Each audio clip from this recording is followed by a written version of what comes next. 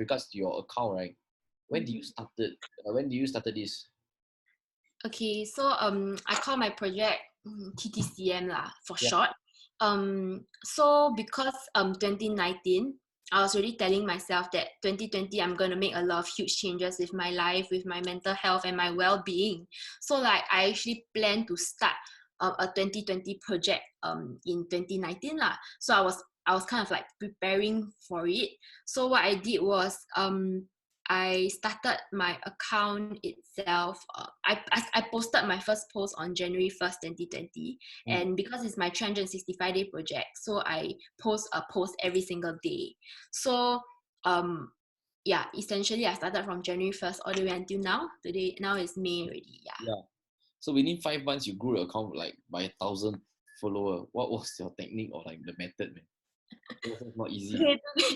Okay. I mean, I would say that okay. I'm obviously very grateful for the 1K and the kind of like little community that I've built. So yeah, I'm very thankful for that. And in terms of if you were to talk about growth, I would say that there are a few key things that I personally hold very dear to me that has like led to this. I think firstly is a genuine engagement. So like definitely right, social media you will need to engage with your audience or like interact with other people.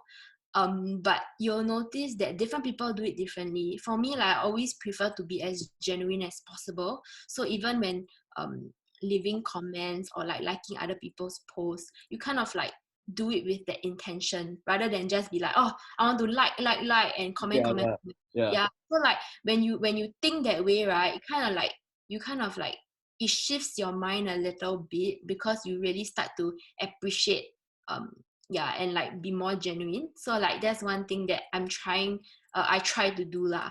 Yeah, and another thing that I found in terms of if we were to talk about growth, I feel like the thing that has helped me the most is engagement groups. So if you go and research, right, you want to kind of like um you want to like kind of like break the Instagram algorithm. There are many different ways to do it, and one of them that is people constantly talk about is engagement groups. So if you were to go and Google it, right, there are many different engagement groups. The best one would be for your niche group.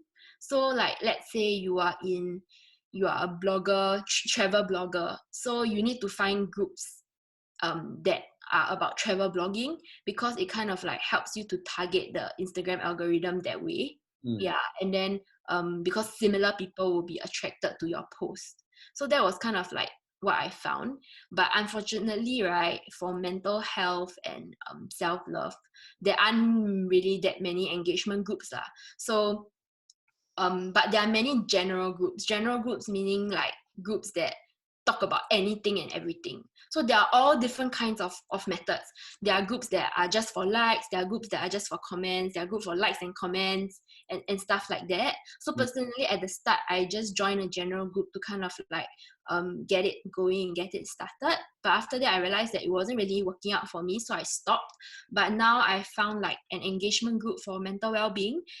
It's a very very small group, just a small group of us, but it's just like a community that I really enjoy. So that's kind of like one thing that I've picked up along the way. Yeah. So these two means number one being genuine, leaving comments. Number two, engagement groups. Would you say hashtag help as well? Oh Or yeah, hashtag. Hashtag is a must. Like because people definitely find your content through your hashtags. There are many different hashtags out there, obviously. So personally for me, right, I tend to use general hashtag. Let's say we talk about self-love, so our hashtag self-love.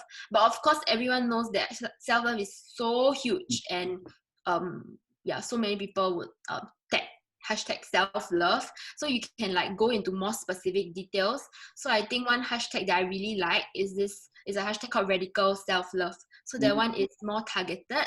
Yeah, so it's kind of like very interesting. So that's how you can play around with it and kind of like note it along the way. That's also kind of like how you spread and open your community. Oh, yeah, and another point would be content. I can't believe I forgot to mention this, but content is king.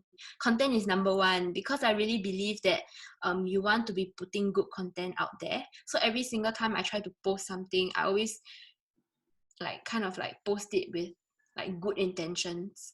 Kind of like putting out there in the universe, that kind of thing. Yeah. Good. Nice. And I think frequency plays a part also. So like if you were to update it every day instead of like maybe every week, then that will help. Yeah. But I think one thing that I really like to say is that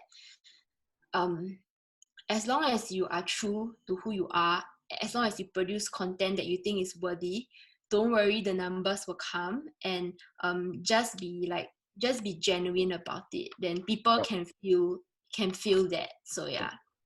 So what's your, last advice, or so for those people that's chasing a passion or like wanting to start a passion project, right? What's an advice that you can give them? For people who are chasing their passion? Yeah, chasing their passion project. Someone like yourself, they Yeah. want to do it but like scared to do it. What would you say to them? I would say be brave. So actually, like my own personal 2020 kind of like theme of the year is to be courageous with crystal clear clarity.